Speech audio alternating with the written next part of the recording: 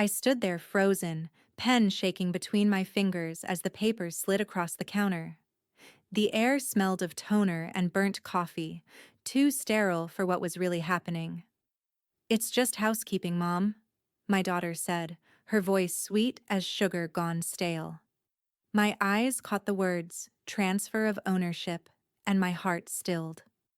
After a lifetime of tucking her in, paying her bills, and believing love meant trust, she was asking me to sign my own erasure. "We're about to begin, but if you'd like, share where you're joining from.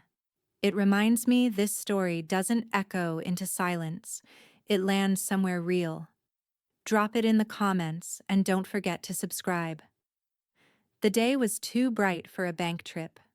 The sun in Fresno hit the windshield like a hot slap as Lana drove, one hand flicking through her phone, the other tapping the steering wheel to a rhythm only she could hear. "Quick stop, Mom," she said. "We'll be in and out. Just some account housekeeping." Dee Carlson kept her purse clutched against her lap, thumb rubbing the worn leather seam. "Housekeeping," she echoed softly.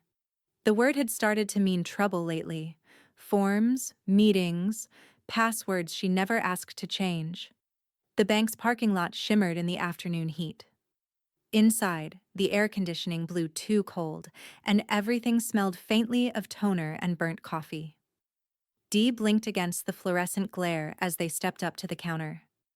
"Good morning, Mrs. Carlson," the young cashier said, smiling through professional patience. Her name tag read Yvonne Tran. She looked no older than Dee's granddaughter might have been if she'd had one. Lana answered for her. "We're here to update Mom's account. She needs to sign a few things." Dee's stomach tightened. She hated when her daughter spoke for her. It made her feel like a patient, not a person. Yvonne nodded politely and disappeared into the back, returning with a crisp folder. She placed it on the counter, too thick to be routine. The papers smelled faintly of toner and something more sterile, something that erased. "Go ahead, Mom," Lana urged, uncapping a pen and pressing it into Dee's hand. "It's just the accounts. It'll make things easier for me to help you, you know. Bills, property taxes, all that." Dee looked down. There it was, halfway through the first page, transfer of ownership and beneficiary rights. Her pulse drummed in her ears. She smiled faintly, pretending to scan. "You always make things sound so simple." "Because they are." Lana's voice was syrup over steel. "You've got to start trusting me." Dee's eyes flicked toward Yvonne, who was pretending not to watch, but definitely was. The girl's brow had furrowed in that small, alert way people have when something doesn't add up. Dee flipped a page slowly, pretending to read, though every letter swam. Her mind raced. She remembered the morning her husband had died. How Lana had handled the obituary like a business memo, not a goodbye. Her gut screamed now, the same cold instinct. Don't. She steadied her hand, set the pen down, and reached for her checkbook instead. "Let me just make a small deposit first," she said lightly. "Might as well while we're here." Lana exhaled through her nose, irritated but masked it with a thin smile. "Fine, Mom. Whatever you need." Yvonne leaned forward slightly. "Sure thing, Mrs. Carlson. Deposit slip?" Dee nodded, her fingers trembling as she filled it out. $20, the smallest check in her purse. Then, in the margin, she wrote tiny, slow, careful letters that only someone reading closely would notice. "Help. She's trying to take everything. Act normal." Her heart pounded so hard she thought the paper might shake. She folded it once, slipped the check inside, and handed it to Yvonne with what she prayed looked like an ordinary smile. "Here you go, honey," Dee said. Yvonne accepted it, eyes flicking down for a brief second, just long enough for understanding to land. She blinked once, slow and deliberate. "Of course, Mrs. Carlson. I'll process this right away," she said, voice suddenly steady in a new way. Lana was already on her phone again. sighing dramatically. Can we hurry this up? She gets tired. Dee's voice was soft but firm. I'm fine. Yvonne turned slightly toward the back, pretending to grab something.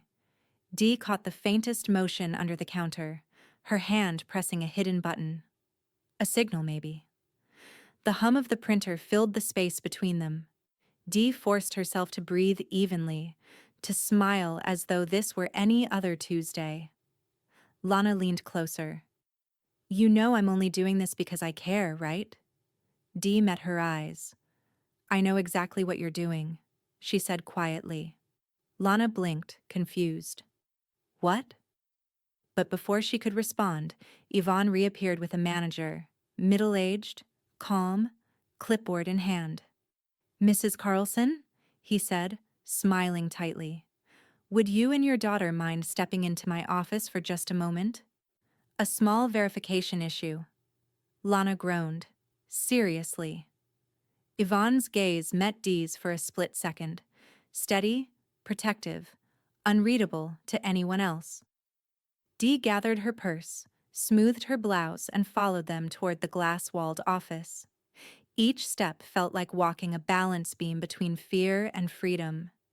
The air inside the small office felt heavier.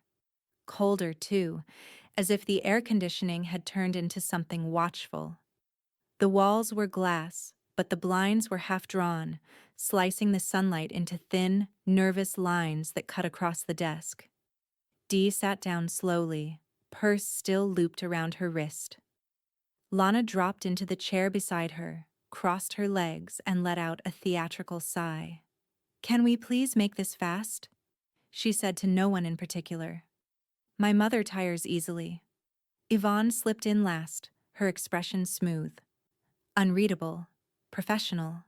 The branch manager followed. Tall, silver tie pin, the kind of calm you don't fake easily. His nameplate read, Brian Feldman. Mrs. Carlson, he began, settling across from Dee. We just need to double-check a few details before we process today's request. Lana sat forward immediately. There's nothing to double-check. It's standard paperwork. Beneficiary, co-owner status, basic maintenance. Brian nodded once. Of course. Still, procedure requires a quick identity confirmation, and it looks like Mrs. Carlson also made a small deposit. We'll need to verify both transactions before we continue. Yvonne's tone was soft, almost casual. It'll just take a minute. Lana's nails clicked impatiently on the armrest. Unbelievable, she muttered. Dee folded her hands in her lap, heart thudding but face serene. She had learned long ago, during hospital meetings, insurance calls, even her husband's funeral, that the quieter she got, the more people revealed. Yvonne handed over a laminated ID form. Mrs. Carlson, could I see your driver's license again? Just routine. Dee passed it over with steady hands. As Yvonne took it, her fingers brushed Dee's just enough to give a silent squeeze, brief but deliberate. Dee didn't look up, but the gesture settled her nerves like a small light flickering on in a dark room. Brian adjusted his glasses and flipped through the folder Lana had brought. He murmured, scanning. His brow pinched. Mrs. Carlson, just so I'm clear, did you personally request this ownership transfer? Lana's laugh was quick, brittle. Yes, of course she did. We talked about this for weeks. She forgets sometimes, don't you? Mom? Dee looked at her daughter then. Really looked. The slick confidence, the faint trace of fear behind it.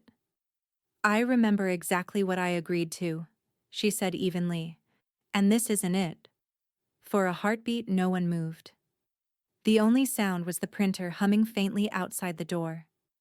Yvonne broke the silence with a crisp, I'll just reprint the deposit receipt, and slipped out, leaving her phone face down on the desk, recording light barely visible.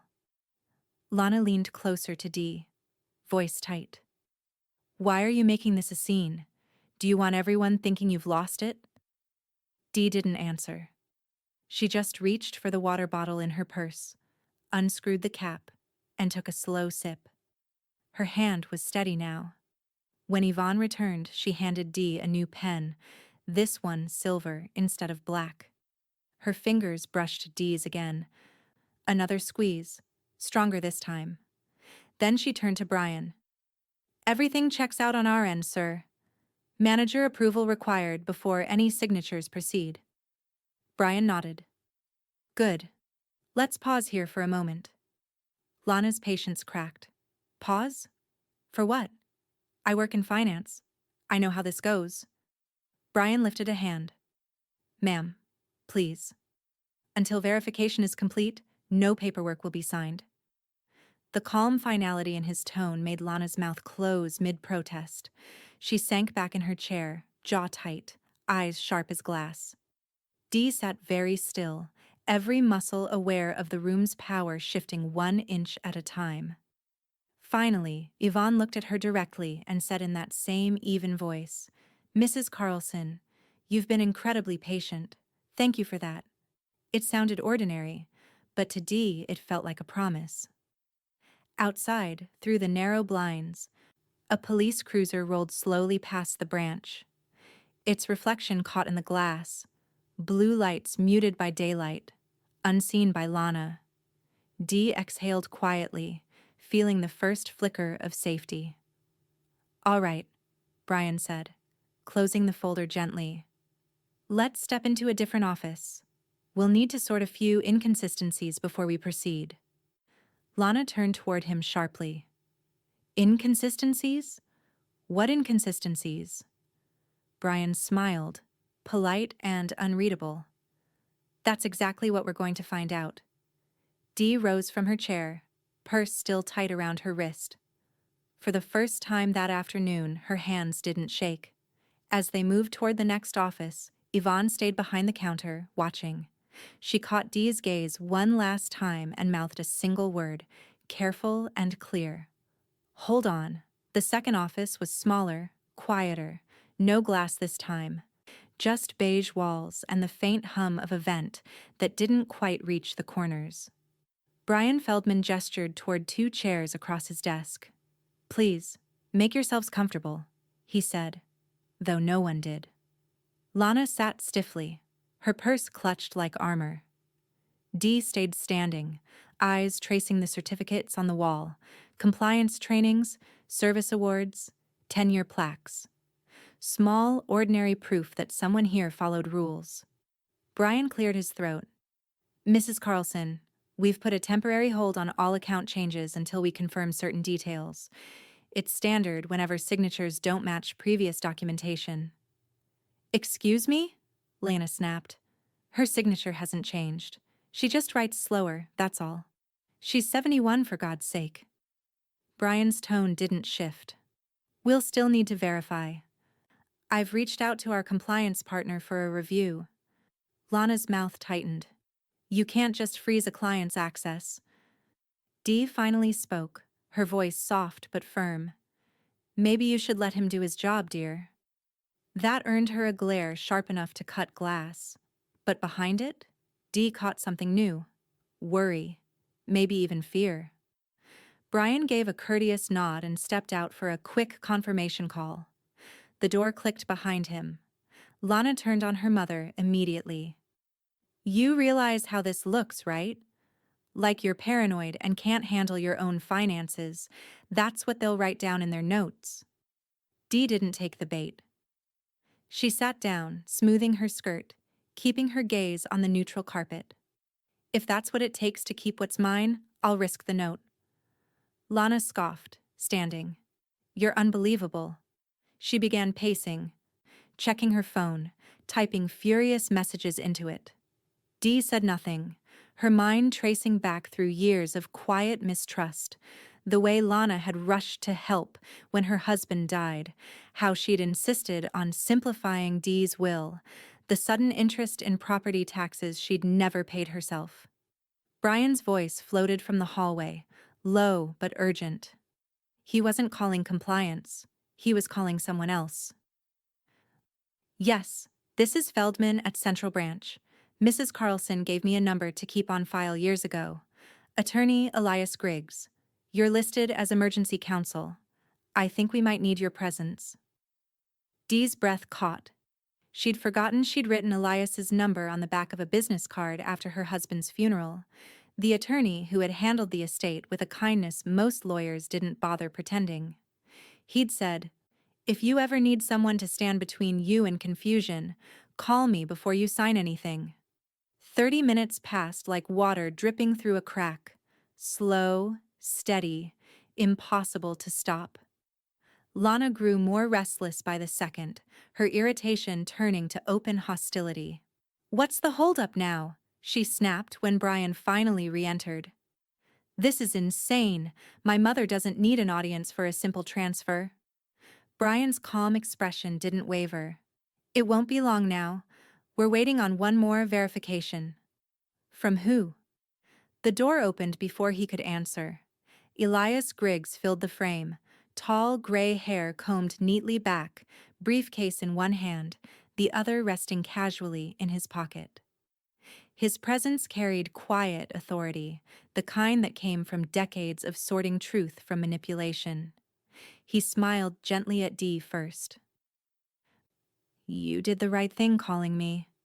Lana blinked, thrown off balance. "Who are you?" Elias turned toward her, extending a polite hand she didn't take. "Elias Griggs, elder law attorney. I've advised Mrs. Carlson before." Lana's confusion hardened into disbelief. "A lawyer? What is this? Some kind of setup?" "No," he said evenly, setting his briefcase on the desk. "It's protection." He opened the folder Lana had brought, scanning the pages with practiced precision. The only sound was the slow rasp of paper sliding against paper, the ticking of the office clock marking each second of her unraveling control. Then he stopped. His brow furrowed, eyes narrowing on one line near the bottom of the form. "This isn't an account update," he said quietly. "This is a full property transfer." The words hung in the room like a detonator's click. Lana's face went pale, then flushed bright with fury. "You can't accuse me of—" Elias didn't raise his voice. "It's not an accusation. It's the document you brought. It names you co-owner of Mrs. Carlson's house effective immediately, with right of survivorship. That means when she passes, you'd own everything outright. No probate, no contest." Dee's hands trembled once, just once, before she steadied them again. "I knew it," she whispered. Lana's voice rose an octave. "You think I'd steal from my own mother?" Elias closed the folder with a soft thud. "I think you've already tried." The silence afterward was unbearable. Even the hum of the vent seemed to stop. Outside the window, Yvonne hovered near the desk, watching discreetly, phone still in hand. Her eyes met Dee's, calm, certain, a promise that this wasn't over. The fluorescent light overhead buzzed faintly, a single broken rhythm in the stillness that followed Elias's words. The folder sat between them like a weapon neither side wanted to touch first. Lana recovered first, her voice trembling with anger that she tried to disguise as concern. "You're twisting this," she said, forcing a shaky laugh. "Mom, he doesn't understand. You've been forgetting things, and I've just been trying to protect you. This is safer for everyone." Dee felt her pulse in her throat steady but strong. She studied her daughter's face, the controlled smile, the wide eyes that were performing worry while hiding calculation. "Protect me," she repeated quietly, "by taking everything I own." "That's not fair," Lana snapped. "You don't even remember agreeing to this conversation. I told you last week we needed to move your name to joint ownership before something happened, before the bank locked me out again when you mixed up passwords." Dee opened her mouth, but Elias's calm voice cut through before she could speak. "That's enough." He turned toward Lana, his tone still polite but unyielding. "You're not authorized to initiate any transfers. You're acting under the guise of a power of attorney that was never properly executed, and that's abuse. Plain and simple." Lana's eyes flared. Excuse me? I've done nothing wrong. I'm just trying to make sure my mother's affairs are in order before— Before what? Elias asked quietly. Before she stops trusting you completely? Because I think that moment just arrived. For a second, the only sound was the soft rasp of the air vent, pulling in the stale chill. Dee folded her hands in her lap and looked straight ahead. I'm not signing anything today, she said. Lana laughed again, too loud, brittle. You're confused, Mom. This will just make things complicated later. You're tired. Maybe we should come back when you've rested.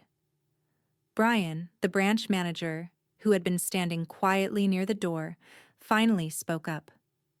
Mrs. Carlson has made her wishes clear, he said, his tone professional but with an edge of finality. And to confirm for the record, no signatures have been recorded, no transfers have been processed, and no changes have been made. The weight of those words landed like a gavel. Lana spun toward him, incredulous. You can't just— We can, he interrupted gently, and we did. For a heartbeat, Lana looked small, furious but cornered, her mouth opening and closing without sound. Then she snatched her purse from the chair, her movements sharp, almost violent. Fine, do whatever you want, Mom. When something goes wrong and you need me, don't call. Dee didn't respond. She simply watched as her daughter stormed out, heels striking the tile in hard, angry beats that echoed down the corridor. The silence afterward was thick, fragile. Dee felt it wrap around her like smoke. Yvonne appeared a moment later, her face soft with concern. She held out a chilled bottle of water. Here, she said quietly. Take a minute before you go. Dee took it, fingers trembling again now that the adrenaline had room to settle. Thank you, sweetheart, she murmured. Yvonne smiled, small and real. You did the right thing, she said. Then she slipped a business card across the desk. If you ever need to reach me directly, even just for a question, that's my number. Dee looked down, handwritten across the bottom. You're not alone. Something hot pricked behind her eyes. She blinked it back. Elias stood and closed his briefcase. Let's talk in private, Dee, he said gently, using her first name for the first time all day. This goes deeper than today's stunt. She nodded slowly. I figured as much. Brian escorted them to the lobby with the careful politeness of someone ushering survivors from a wreck. The late afternoon light had shifted, softer now, stretching golden across the marble floor. Outside the doors, Elias paused before stepping into the heat. I have seen daughters like her before, he said quietly. When money replaces affection, they start confusing control for love. Dee looked out at the parking lot, where Lana's car was already gone. Then I guess she's been loving me the wrong way for a long time. Elias's eyes softened. You have more strength than she counted on. Let's meet tomorrow morning at my office. I'll pull every document tied to your property and find out what else she's touched. Dee hesitated. You think this wasn't just about the bank? Elias looked toward the street, where the sun caught the edges of his glasses. No, he said quietly. People like Lana never make just one move. The next morning broke cool and pale, the kind of Fresno morning that smelled faintly of watered lawns and early traffic. Dee sat across from Elias Griggs in his small office, a converted craftsman on the edge of downtown. The space was quiet, the walls lined with oak shelves and framed newspaper clippings of long-settled cases. Everything here felt safe, and that alone made her stomach tighten. Elias adjusted his glasses and slid a stack of documents toward her. I ran the property search first thing this morning, he said. His voice was steady, but there was a shadow underneath it. I wish I were bringing better news. Dee frowned, fingertips brushing the paper. Better news than what? He tapped the top sheet. An official-looking form stamped County Recorder's Office, preliminary filing. Lana filed a quiet title claim on your house 3 weeks ago. It lists you as having given consent. Dee blinked. Consent? Her voice cracked. I didn't sign anything. I know, Elias said softly. That's why this is a problem. He pulled out another page, pointing to a shaky signature at the bottom. See this? It's supposed to be yours, but look closely. Wrong pen pressure, inconsistent slant. It's a copy of your 2009 refinance signature, lifted and replicated. The words blurred as Dee tried to absorb them. Her house, the one her husband had painted every wall of himself, the one they'd hosted Christmas dinners in until the kids stopped coming, was already in the process of being taken from her, piece by forged piece. But it's paid off, she whispered, voice trembling. 14 years ago. I have the deed framed in my hallway. Elias nodded. That's what makes it so bold.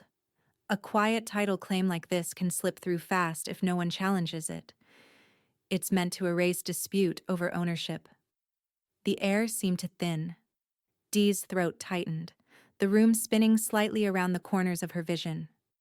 She really meant to take it all, she said, half to herself. I'm afraid so, Elias said. But the title office is still processing it. We can intercept. If we move now. He stood, grabbing his briefcase. Come with me. We'll go to the title company in person.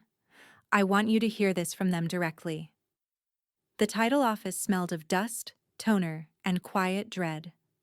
A clerk behind the counter, a young man with round glasses and the kind of cautious politeness people learn in government work, looked up from his computer. Name? He asked. Carlson, Elias said.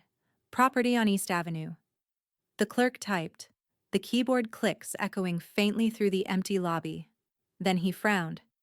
It's here, he said. Status shows as pending transfer. Processing hold noted from the legal department. He looked up, uneasy. Someone must have caught it. Elias glanced at Dee. Someone did. Dee's knees felt weak. She leaned against the counter, staring at the monitor as if it might rearrange itself into something less terrifying. She forged my name, she said softly. My own daughter. The clerk hesitated. Ma'am, I'm sorry, but this kind of thing's becoming more common.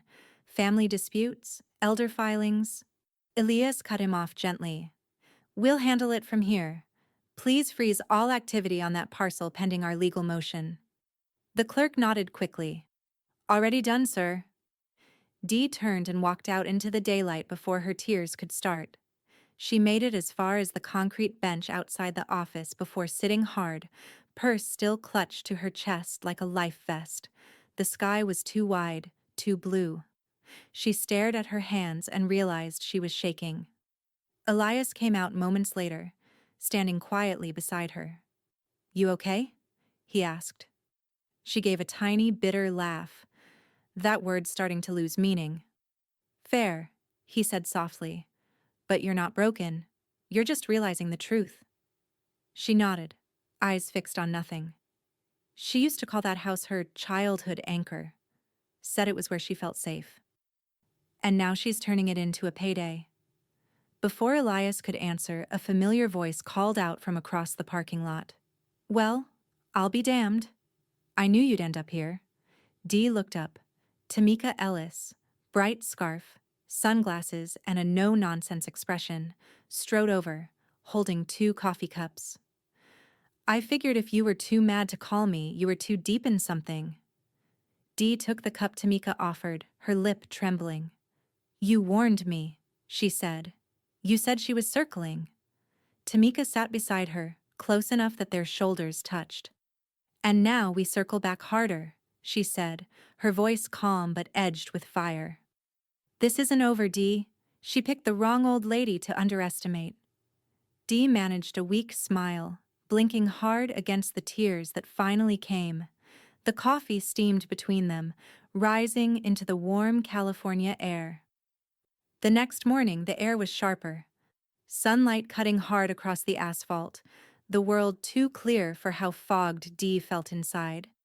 She sat in the passenger seat of Elias's sedan as the bank came into view, familiar and foreign all at once. The glass doors gleamed in the light like they were daring her to walk through again. Tamika rode in the back, coffee cup in hand, humming under her breath. "You sure you're up for this, Dee?" she asked. Dee nodded, though her throat was dry. "If I don't do it now, I'll never feel safe in there again." Elias parked, his movements efficient, calm. "We'll handle everything," he said. "Today, you're taking your name back. Everywhere it counts." Inside, the bank's air conditioning hit them like cold judgment. The same faint toner smell hung in the air, but today, the space felt different. Power had shifted. Yvonne noticed them first from behind her counter. For a fraction of a second, her expression flickered, surprise, then relief. She approached quietly, professionalism intact, but there was warmth beneath her voice. "Mrs. Carlson," she said, "I wasn't sure we'd see you again so soon." Dee smiled faintly. "You were the reason I could come back." Elias introduced himself with a handshake. "Elias Griggs, Mrs. Carlson's attorney. We're here to make some corrections." Yvonne nodded. "Let's get started." They sat in one of the private banking rooms, the same sterile walls and laminated brochures, but the energy was new. This time, Dee wasn't signing anything she didn't understand. She was taking things apart. Yvonne set a tablet on the desk. "We'll go step by step. First, account access." Dee leaned forward, her hands steadier than she expected. "Remove all joint permissions," she said. "Every one of them." Yvonne glanced at Elias, who gave a small approving nod. "We can do that," she said, typing quickly. The soft clack of the keys sounded almost like a heartbeat. "Security questions next," Elias added. "No family names. Random phrases only." Tamika leaned back, smirking. "How about none of your damn business for the first one?" Dee actually laughed, a small startled sound that lightened the room for a beat. "Let's go with something a little more subtle." Yvonne grinned as she typed. "How about golden light, Mrs. Carlson? It seems to fit you." Dee nodded. "Yes, golden light." They moved through passwords, authorizations, and freezes one by one, methodical, relentless. Every keystroke was another inch of ground reclaimed. Elias checked each document, initialed every change. "We'll follow up with written confirmation by certified mail," he said, "and I'll be filing for a fraud flag on all prior activity under her power of attorney." Yvonne's eyes lifted. "Would you like to add fraud alerts with the credit bureaus too? It's the smart move." Elias looked at Dee. "You ready for that?" Dee inhaled slowly, then exhaled. "Yes, let's do it. Everywhere." Yvonne pulled a form from her drawer and handed it over. "TransUnion, Experian, Equifax. Each will be notified within 24 hours. It'll lock out any new credit in your name without direct phone verification." Tamika nudged her shoulder gently. "Now that's what I call insurance." Dee's guilt surfaced for just a moment, quiet but insistent. "I hate feeling like I'm walling off my own daughter," she murmured. Elias looked at her. "You're not building walls, Dee. You're rebuilding boundaries she tore down." For a long moment she said nothing. Then she signed the final form and slid it back. "Then let's make them permanent." Yvonne gathered the papers, double-checked the digital entries, and stood. "All secure," she said softly. "You're safe now." She hesitated, then added, "You know, you're the reason I took this job. My grandmother went through something like this. Nobody listened to her." Dee looked up, eyes shining. "Then maybe you were meant to be here for me." The words hung in the air, tender and heavy. Yvonne smiled, blinking back emotion. Elias packed up his folder. "Let's get you both some fresh air," he said. As they stepped outside, The morning sun had climbed higher, hot enough to sting but somehow cleansing. Dee paused on the sidewalk, feeling the weight of the bank door close behind her. A line drawn, finally, between what had been taken and what she'd taken back. She looked over at Elias and Tamika, who stood side by side like sentinels. "Feels like breathing again," she said quietly. Elias smiled. "That's because it is." The late afternoon light stretched long and gold across Dee's living room, catching the dust motes that drifted lazily through the air. She hadn't been home since before the bank meeting, and now the house felt quieter, emptier, somehow. Elias's paperwork sat in neat piles on the coffee table, beside a mug gone cold. Tamika was sorting through Dee's phone contacts, her reading glasses perched halfway down her nose. "Half these numbers look like spam, Dee. Who's tax support now? Or Safe Plans LLC?" Dee sighed, rubbing her temples. "Probably things Lana signed me up for. I just ignored them." "Not anymore, you don't," Tamika said, deleting with the precision of a surgeon. The peace didn't last. Dee's cell buzzed across the table, the ringtone slicing through the calm like a knife. Lana's name flashed on the screen. For one heartbeat, Dee froze. Then she hit speaker before she could talk herself out of it. "Mom!" Lana's voice exploded through the room. "You embarrassed me in front of the bank. Do you have any idea what you've done?" Dee sat very still. "Hello, Lana." "Don't hello me. They called corporate security on me. You made it look like I was some kind of criminal. Do you even understand how bad that makes you look? They're going to think you're losing it." Tamika's eyebrows shot up. "Wow," she muttered. "Zero shame, that one." Lana's voice kept coming. Fast.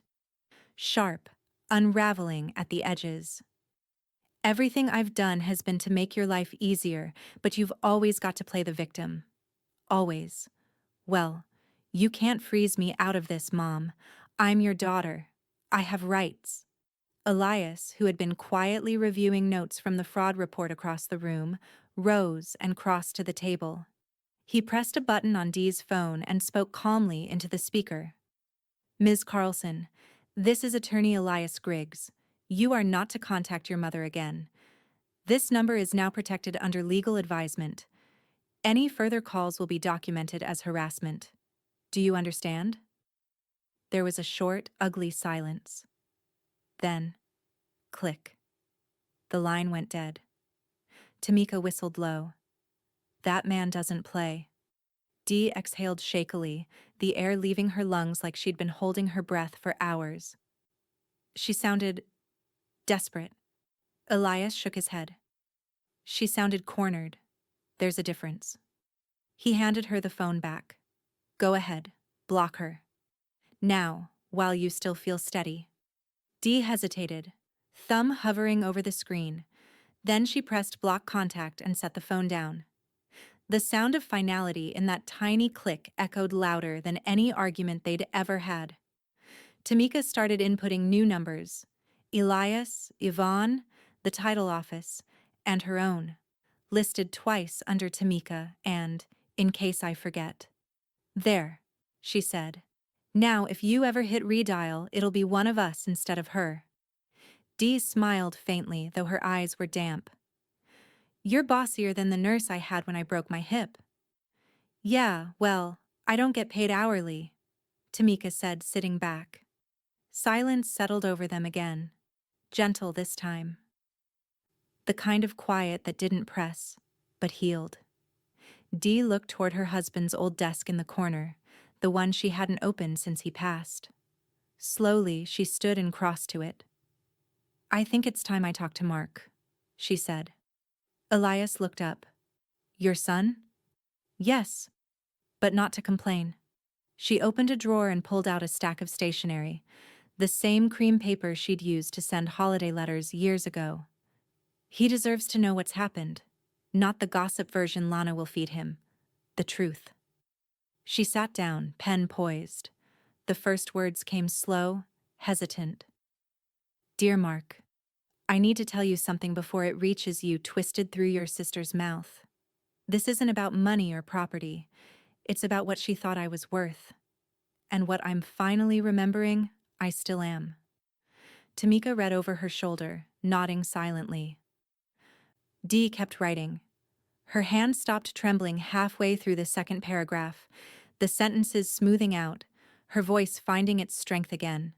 Sharp, honest, unflinching. By the time she set the pen down, the last of the sunlight had faded into the corners of the room. Elias checked his watch. I'll have my office messenger this over to him tomorrow. Dee folded the letter neatly, sealing it with deliberate care. No, she said softly. I'll mail it myself. Tamika smiled. Now that's the Dee I know. The envelope arrived 2 mornings later. Plain, government-issued, the kind that looked harmless until you read your own name printed above the words, Notice of Petition for Conservatorship. Dee stared at it for a full minute before she opened it. The letter trembled in her hands as she read, eyes flicking over each line that turned her life into a legal fiction. Petitioner, Lana Carlson.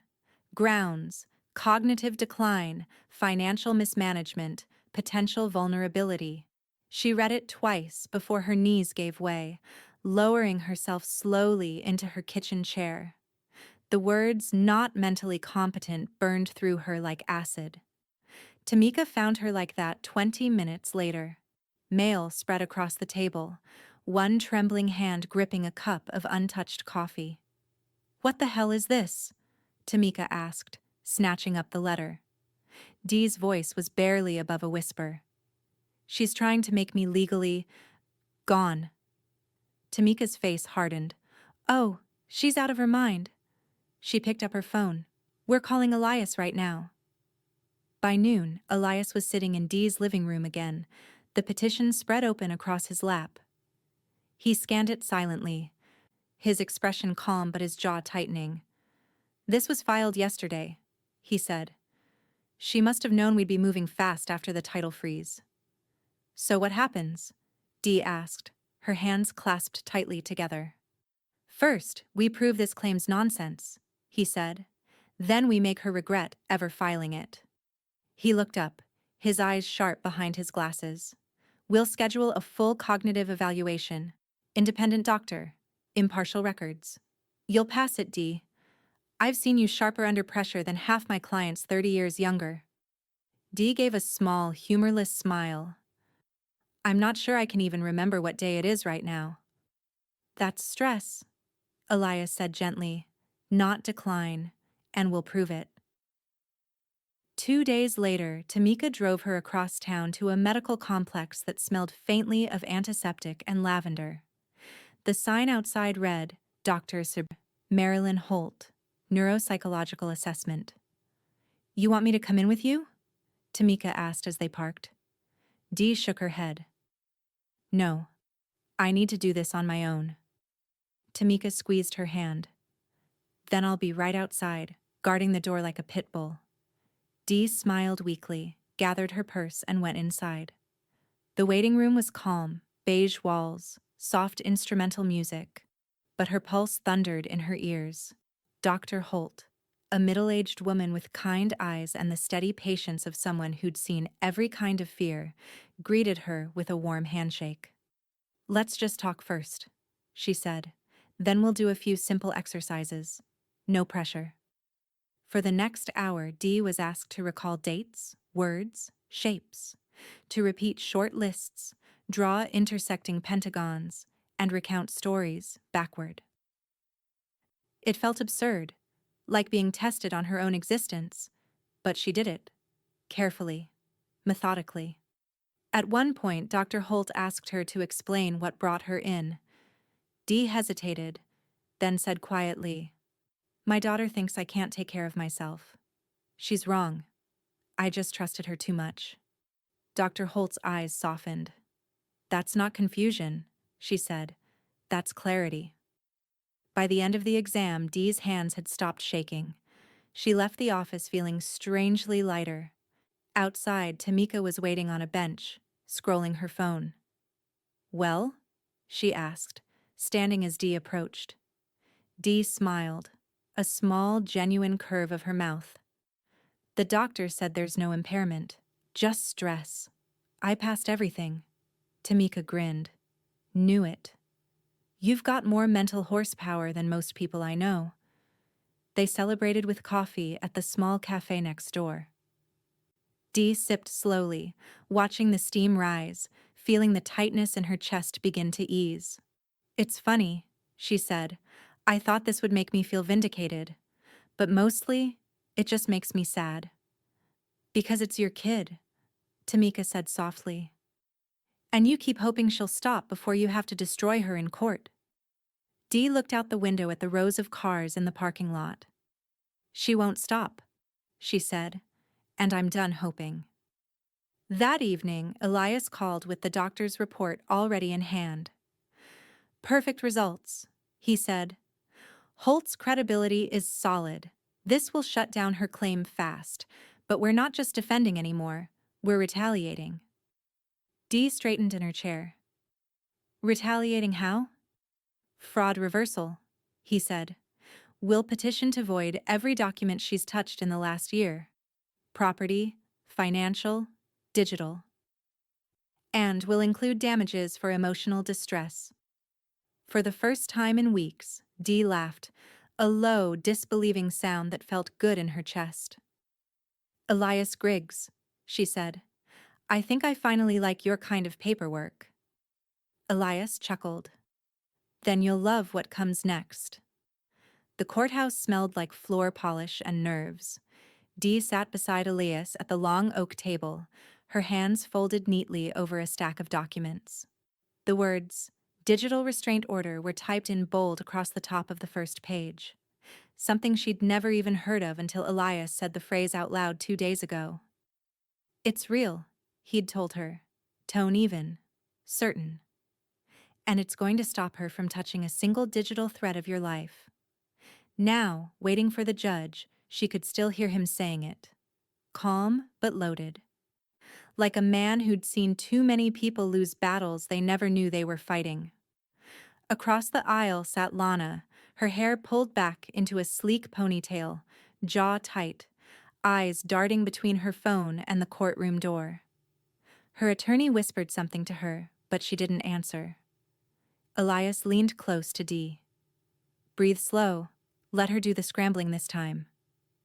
Dee nodded. For once, it was Lana's turn to fidget. 2 days earlier, the work had begun. Elias had brought in Yvonne from the bank. On her own time, after hours. They gathered around Dee's dining table, laptops open, cords snaking across the wood like veins. Tamika sat nearby, keeping a running list on a yellow pad, her handwriting precise and angry. Passwords first, Yvonne said. Every account, email, bank, utilities, even the library card if it's online. She could use anything to verify identity. Dee blinked. The library? Yvonne gave a rueful smile. You'd be surprised what people exploit. For the next hour, Dee typed, reset, wrote down strings of new passwords that looked like nonsense. Goldlight 73, new page in 22, no more lies, farce 5. Tamika read them back to double-check before locking each note in a small safe by the table. Elias made calls in between, setting up fraud alerts on digital payment portals and ordering a nationwide freeze under Dee's social security number. Once this is filed, he said, nothing new can be opened, linked, or shared without verification. She can try, but she'll hit a wall every time. Yvonne nodded, clicking through Dee's online bank account. And I've flagged her IP address. It's linked to previous login attempts from the same device. If she tries again, our system will notify both fraud control and law enforcement. Dee exhaled, feeling some tiny fragment of her strength return. Feels like closing a door she's been standing in for too long. Yvonne smiled softly. Exactly. And you're the one locking it, Mrs. Carlson. Now, in the courtroom, the judge adjusted his glasses, flipping through the file Elias had handed him. This request is unusual, he said finally, his tone more curious than skeptical. But well supported. Elias stood. Your Honor, what we're seeking is not hypothetical protection. The petitioner, Ms. Lana Carlson, has a documented history of attempted property transfer and conservatorship abuse. The digital restraint order would legally prohibit her from accessing, modifying, or impersonating her mother through any online or financial system. Lana's lawyer started to object, but the judge held up a hand. I've read the filings. Sit down, counselor. Dee watched her daughter's face, how the confidence cracked, just for a second, as the weight of exposure began to sink in. The hearing was short. Elias presented the results of the cognitive exam, Dr. Holt's report, and the freeze confirmations.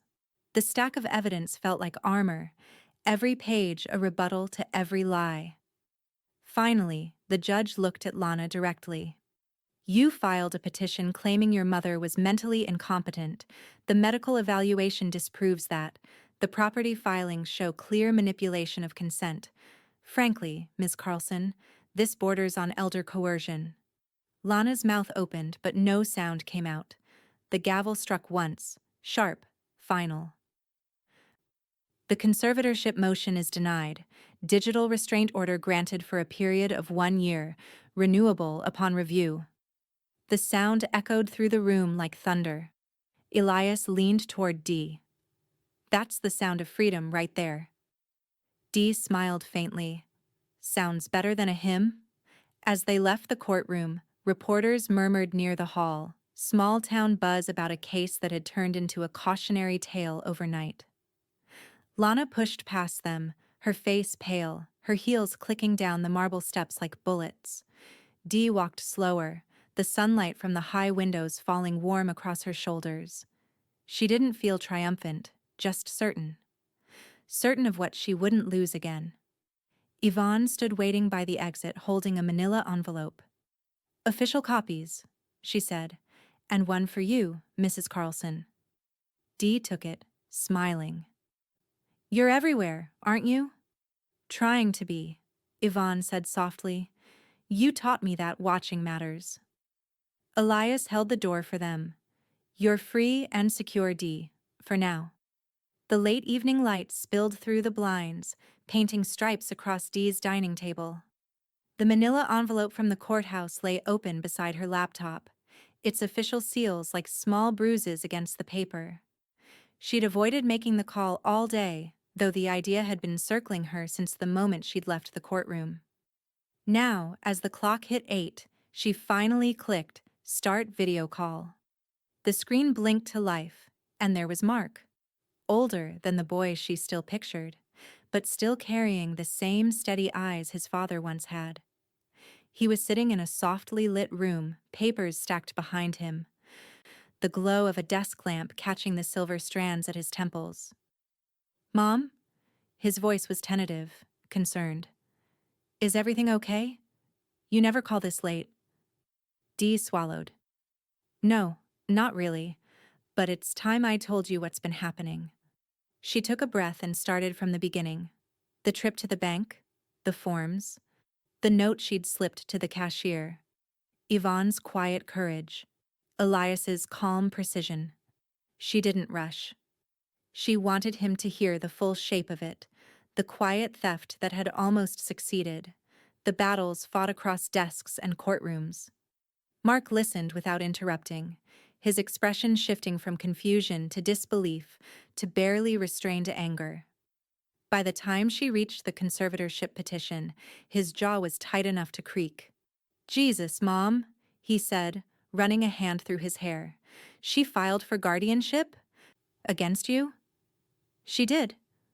He leaned closer to the screen, his face filling it, creased with guilt, with fury. I thought she was just being dramatic. I thought she was doing what she always does, trying to manage everything. Dee's voice softened. She was managing me, Mark. He looked down, shaking his head. I should have checked in sooner. I should have noticed something. You couldn't have known. That's not true. His voice caught on the edge of frustration. I knew she was getting pushy after Dad died. I told myself she was just grieving differently. Hell, I told myself you needed her around more than me. Dee smiled faintly, a sad curve. We all tell ourselves stories that make the hard parts easier. For a long moment neither spoke. The hum of the computer filled the silence. Then Mark exhaled sharply. I'm coming out there. Dee's eyes widened. No, you're not. Mom. I mean it, she said gently but firmly. You have your job, your kids, your life. I need to do this my way. He looked at her, frowning. You don't have to prove you can handle it alone. I'm not proving anything, she said. I'm rebuilding. There's a difference. Mark stared at her and she could see it. Recognition, respect. The moment he stopped seeing her as someone fragile and started seeing her as the woman who'd raised him. Then let me back you from here, he said finally. Financially, emotionally, whatever you need. I'll talk to my attorney too. Have him on standby for anything Elias needs. Dee blinked hard, her throat thickening. You always were your father's son. He smiled, soft and sad. Yeah, but I get my timing from you. Late, but not too late. They laughed together then, a sound that felt like air after a long dive underwater. Send me copies of everything, Mark said. All the filings, the medical reports, the digital restraint order, everything. I want a complete record. I will. And Mom? Yes? I'm proud of you, for not folding, for standing up when most people would have just tried to make peace. Her eyes shone in the glow of the screen. Peace doesn't mean surrender, honey. He nodded. No, I guess it doesn't. When the call ended, the screen went dark, leaving Dee staring at her reflection, lined, tired, but somehow steadier. Behind her, the house was quiet again, the only sound the low hum of the refrigerator and the faint chirp of crickets through the window. Tamika had texted earlier. Proud of you, lady. Tomorrow's a new climb. Elias had sent a brief email confirming the next court date. Everything in her world was now measured, contained, protected. And yet, something tugged in her chest, a sense that the stillness wasn't safety, but the pause before another move. She stood and walked to the front door, locking it even though she already had. Outside, the porch light flickered once before burning steady. The courthouse was fuller this time, not just lawyers and clerks, but faces from the community. People Dee didn't know sat in the benches, murmuring in quiet sympathy. Word had spread. The woman from the bank whose daughter tried to take everything. Elias had prepped her carefully that morning, reviewing the timeline, the bank footage, the filings. Tell the truth. No drama, he'd said. You don't need to perform. You just need to be you. Now, sitting at the long table again, Dee looked composed, but not unfeeling. The blue scarf around her neck, Tamika's idea, softened her expression just enough. Elias arranged his notes like a surgeon organizing tools. Across the aisle, Lana sat rigid in a navy blazer, her posture perfect, but her eyes hollow. Her lawyer whispered something into her ear. She barely nodded. Judge Monroe entered, a tall woman with sharp eyes that missed nothing. She glanced at the case file before speaking. We're here regarding Carlson versus Carlson, petition for restraining order and defense against counterclaims. Lana's lawyer stood first. His tone was smooth, almost oily.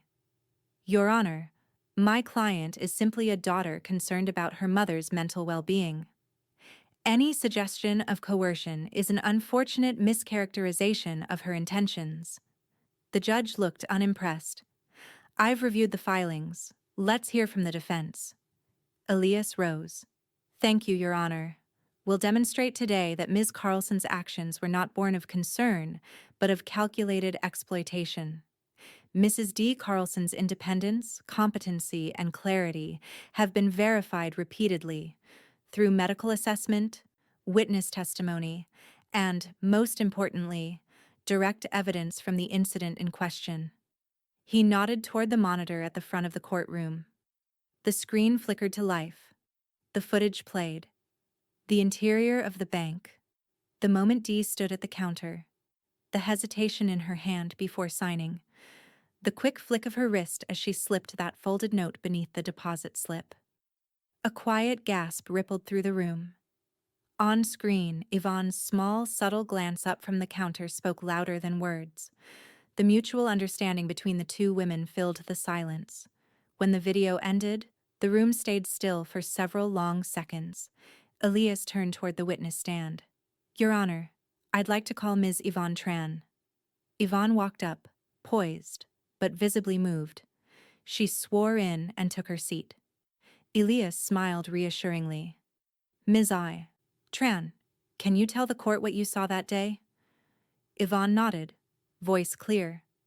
"Mrs. Carlson came in with her daughter, who insisted she sign a stack of forms. She looked nervous, quiet, but aware. When she handed me her deposit slip, I saw the note." "What did the note say?" Elias asked. "Help. She's trying to take everything. Act normal." The courtroom fell completely silent again. "And what did you do after reading that?" "I flagged a manager, processed the deposit to keep her calm, and delayed the transaction until legal counsel could arrive." Elias nodded. "Did Mrs. Carlson appear confused or disoriented to you?" "Not at all," Yvonne said firmly. "She was scared, but lucid, completely aware of what was happening." Lana shifted in her seat, crossing her arms tight, her gaze fixed on the table. When it was Dee's turn to testify, she rose slowly, steadying herself on the edge of the table before walking to the stand. Elias met her eyes briefly, a small nod of encouragement. She told her story simply, how Lana had urged her to sign without reading, how the words beneficiary and co-owner had made her stomach twist, how that little note had been the only way to ask for help without shouting for it. Her voice didn't waver. "I wasn't confused. I was terrified. There's a difference." The judge leaned forward slightly. "And you understood what those papers would have done had you signed them?" "Yes, ma'am," Dee said quietly. "I would have lost everything I'd built, and maybe a part of myself too." When she finished, the silence in the courtroom was thick with respect.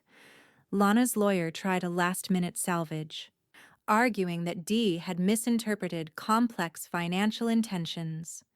But when Judge Monroe spoke again, her voice carried finality. "I find Ms. Lana Carlson's behavior to be predatory and deeply troubling. Her pattern of filings, forged signatures, and manipulation of her mother's trust fits a clear definition of elder coercion under state statute." Lana's face drained of color. The gavel struck once, echoing. "The court grants a full restraining order, effective immediately. Ms. Carlson is prohibited from contact or representation of her mother in any personal or financial matter." For a moment the courtroom stayed still, and then a soft, almost hesitant sound rose. A few people in the benches began to clap. It wasn't loud or theatrical, just steady, like quiet applause for a truth that had finally been heard. Dee blinked in surprise, her throat tightening as she stood. Elias gathered the papers, motioned for her to follow. Tamika met them at the hallway door, smiling through tears. "Looks like justice finally remembered your name," she said. Dee smiled back, feeling her chest expand for the first time in months. "No," she said softly. "It just stopped letting her borrow it."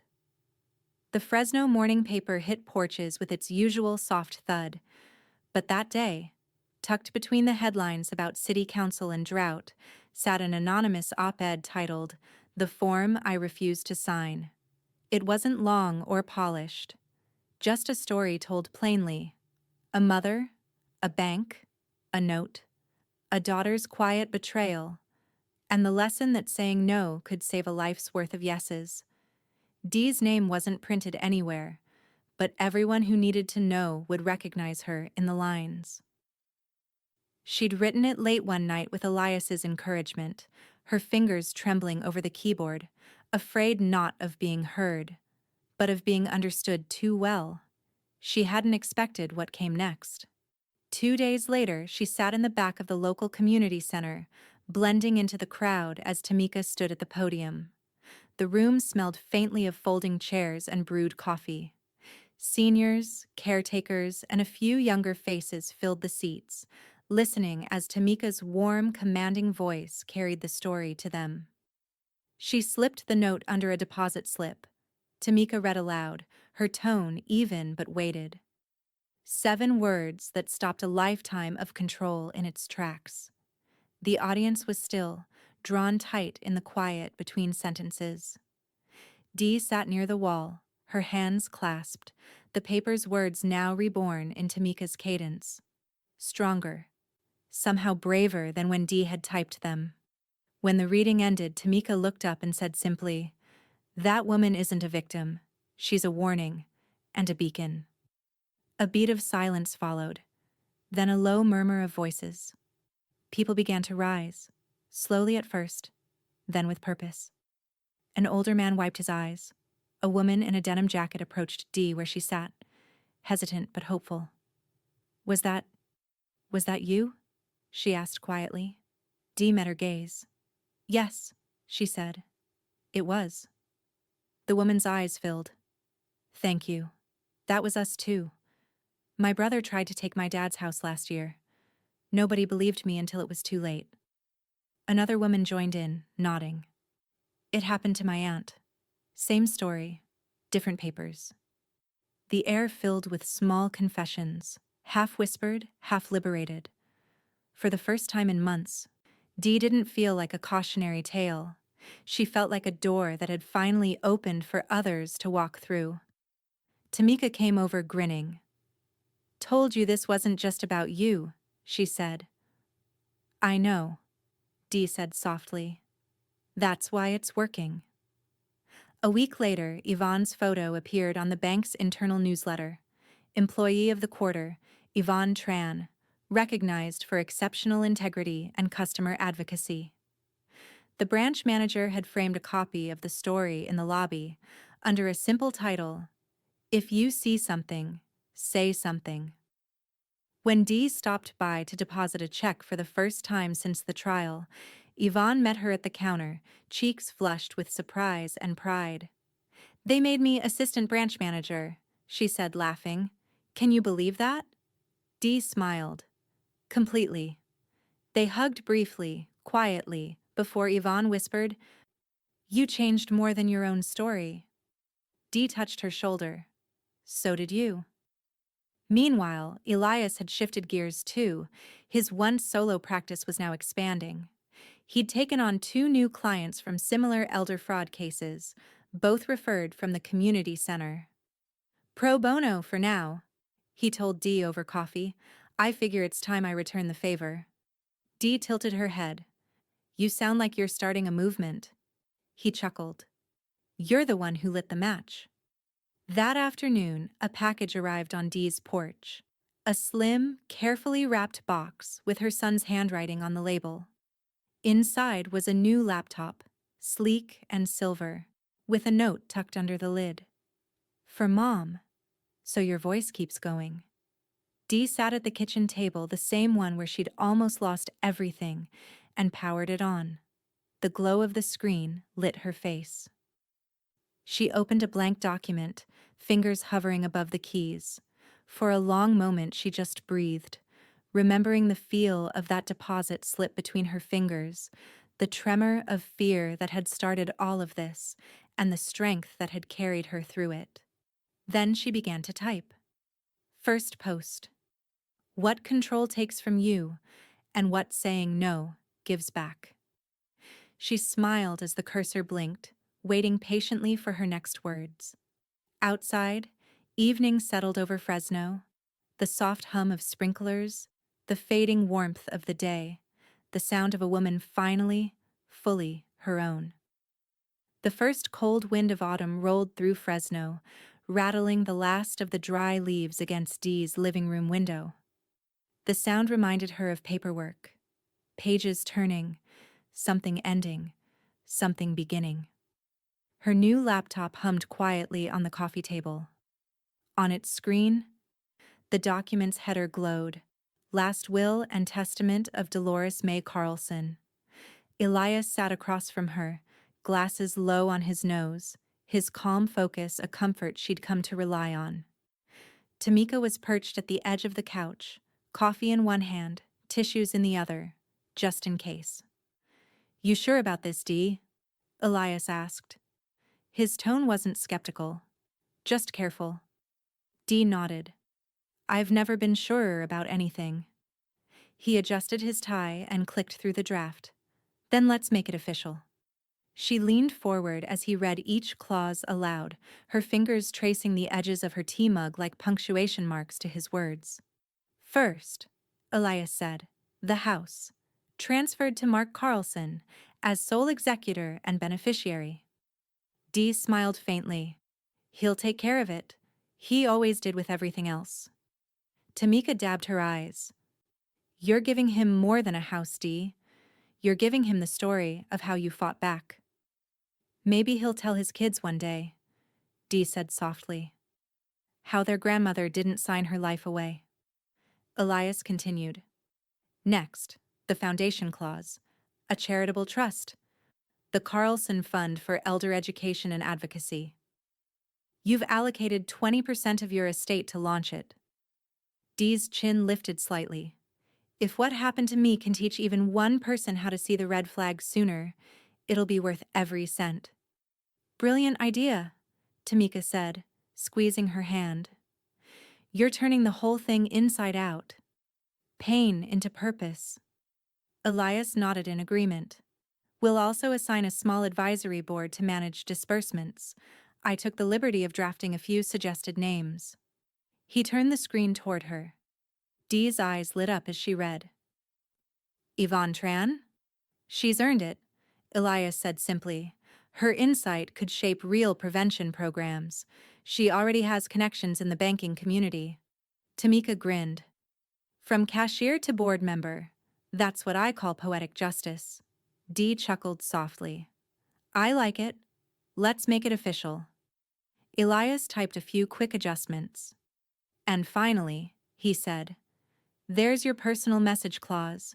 It's optional, but I think you'll want to include it." Dee hesitated. Her fingers brushed the keyboard, her reflection wavering on the laptop screen. "Yes," she said after a moment. "It belongs there." She began to type slowly, her voice steady as she read the words aloud while they appeared on screen. "To my daughter, Lana, I loved you. I wanted to believe that love was enough to keep you honest, to make you kind.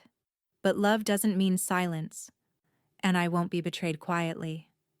I hope someday you learn that control is not the same as care, and I hope, when you do, it isn't too late for you to forgive yourself." When she stopped, the room was quiet except for the hum of the heater. Tamika sniffled, wiping at her eyes. That's not revenge, Dee. That's grace with a backbone." Elias closed the document and looked up. "It's also airtight. No contest clause, legally binding, and the trust locks her out of everything. Not a dime, not a document." Dee exhaled, feeling a strange calm settle over her. "Good. Then we're done." Elias clicked save. The screen blinked once, the cursor pulsing in steady rhythm, like a heartbeat sealing the moment. Tamika leaned back, smiling through her tears. "You realize you just wrote your own victory story, right?" Dee shook her head. "No. I just finished it." Yvonne arrived later that evening, her cheeks flushed from the chill outside. She carried a small envelope, addressed in careful handwriting. "I didn't want to text," she said. "I wanted to say yes in person." Elias raised a brow. "Yes?" "To the advisory board," Yvonne said, smiling. "If you'll still have me?" Dee stood and hugged her. "Of course we will." The four of them, Elias, Tamika, Yvonne, and Dee, sat for an hour afterward, planning the first steps of the Carlson Fund: outreach, workshops, small grants for community education. Dee listened more than she spoke, content to let the next chapter write itself through other hands. By the time they left, the moon hung low over the cul-de-sac. Dee sat alone for a moment, the quiet house humming softly around her. She opened her laptop again, staring at the final line of the will, the cursor blinking at the end of her message to Lana. Then she whispered the words one last time, half prayer, half declaration. I won't be betrayed quietly. She clicked save. The file uploaded to the cloud, a progress bar sliding across the screen. The email arrived at 2:13 a.m. Dee saw it when she made her morning tea, the subject line glowing like a wound at the top of her inbox. I'm sorry, Mom. She stood at the counter for a long moment, steam curling from her mug, before she finally clicked it open.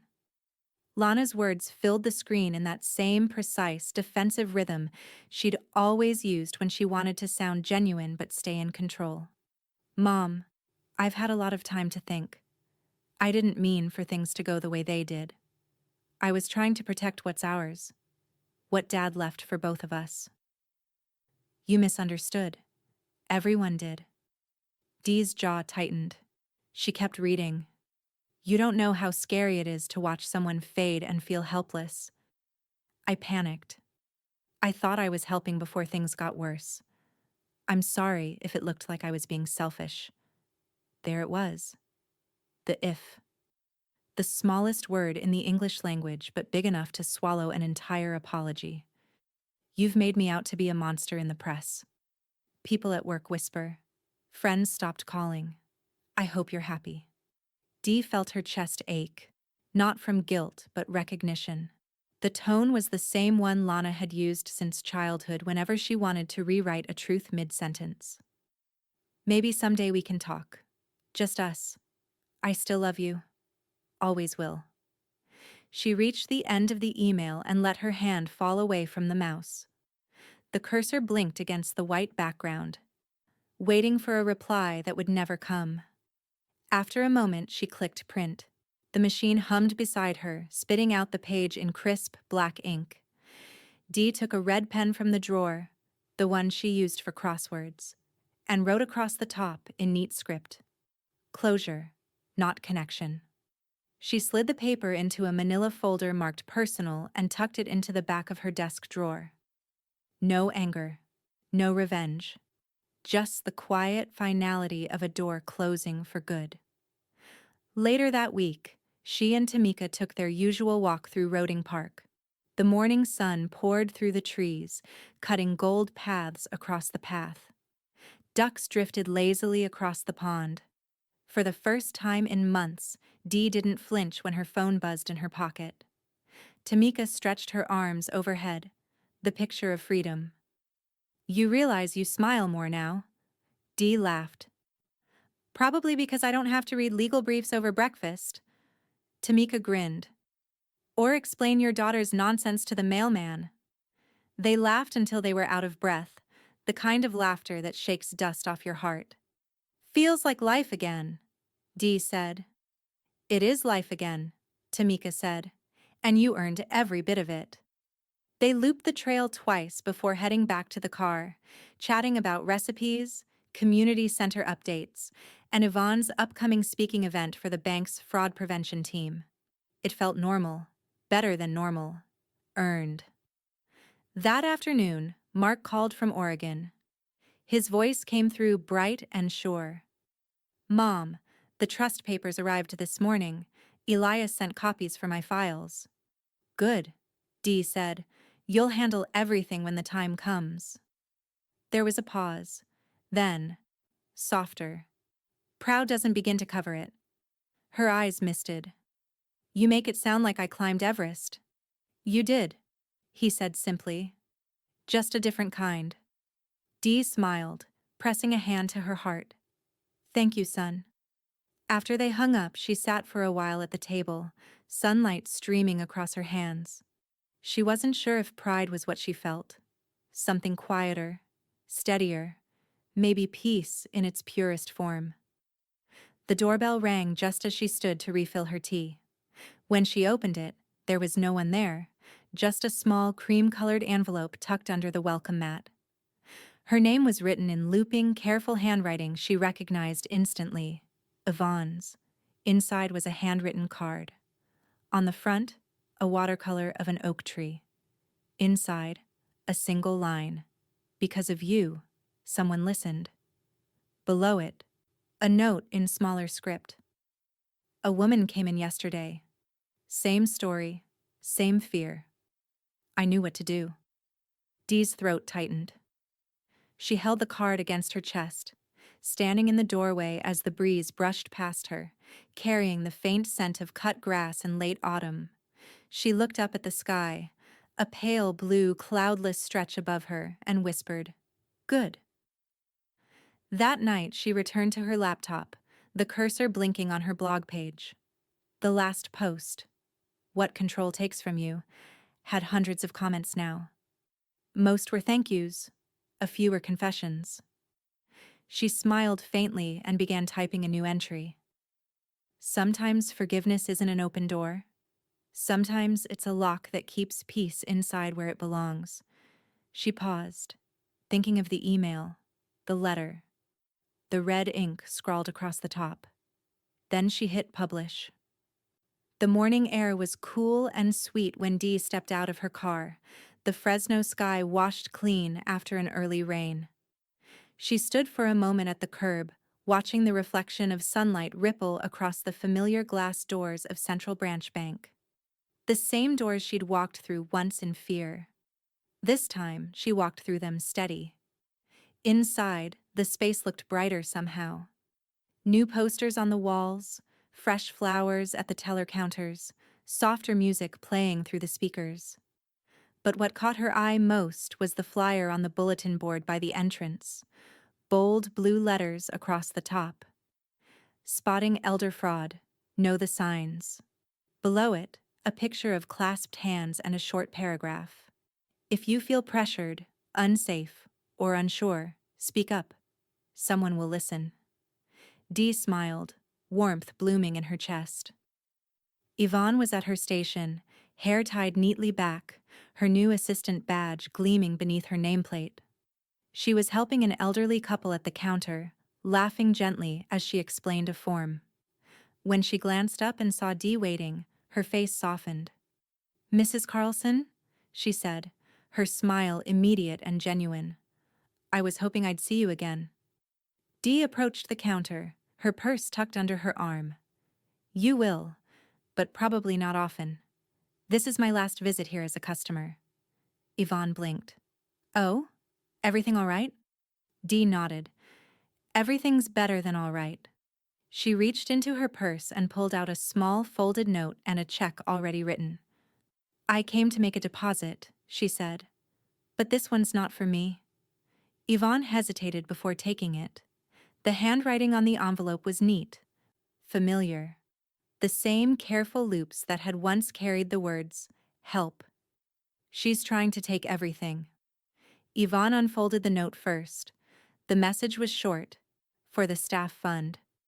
"Thank you for seeing what others might have missed." Underneath, in smaller print, Dee had added, "You didn't just save my money, you saved my voice." Yvonne covered her mouth, blinking hard as she read. The check beneath the note was for $5,000, marked Employee Wellness and Training Fund. "Oh, Mrs. Carlson," she whispered, "you didn't have to." Dee reached across the counter, touching her hand gently. "I know I didn't have to. That's why it matters." Yvonne's eyes shimmered. "You're the reason we even have that flyer up there. Corporate's expanding the program statewide." Dee smiled. "Then I guess we both did something right." She started to step back. But Yvonne suddenly rounded the counter, ignoring protocol, and wrapped her in a tight hug. "Thank you," she whispered. "You changed how I see my job. How we all see it." Dee hugged her back, The scent of coffee and paper and faint perfume familiar now. Comforting. No, she said softly. You changed how I see people. They separated and Yvonne laughed through her tears, wiping at her eyes with the back of her hand. You know, I still keep that deposit slip. The one with the note. Dee grinned. Good. I keep the courage you gave me. Outside, the sun had climbed higher, breaking fully through the clouds. Dee paused by the flyer on her way out, running her fingertips lightly over the words. The paper was smooth, cool, freshly printed, newly hung. She looked back one last time. Yvonne was behind the counter again, smiling at the next customer. The world, Dee thought, had tilted just slightly toward better. Tamika's car was waiting by the curb, idling. She waved through the window, calling out, You ready, woman? Lunch isn't going to eat itself. Dee laughed, slipping into the passenger seat. Ready? As they pulled away, she glanced back once more at the building shrinking in the rearview mirror. She remembered the first day she'd walked in there, heart pounding, pen trembling, feeling like she might disappear. Now she left with no fear, no hesitation, just quiet strength. Tamika reached over and squeezed her hand at a stoplight. So, she said, what's next? Dee looked out at the expanse of blue sky and the stretch of sunlight ahead. Whatever I choose. They drove on, windows down, the wind warm against their faces. When they reached the edge of downtown, Dee pulled a notepad from her bag, the same one where she'd first drafted her blog. She wrote a single line across the top of a fresh page and smiled as she read it aloud to herself, softly but sure. She brought the paperwork. I brought the pen. And the power to say no. Tamika looked over, grinning. That's a hell of a line. Dee folded the note, slipped it into her purse, and leaned back as the light turned green. Outside, Fresno shimmered in the sunlight, ordinary and extraordinary all at once. And Dee Carlson, 71, survivor, writer, advocate, finally, truly, walked free in every way that mattered.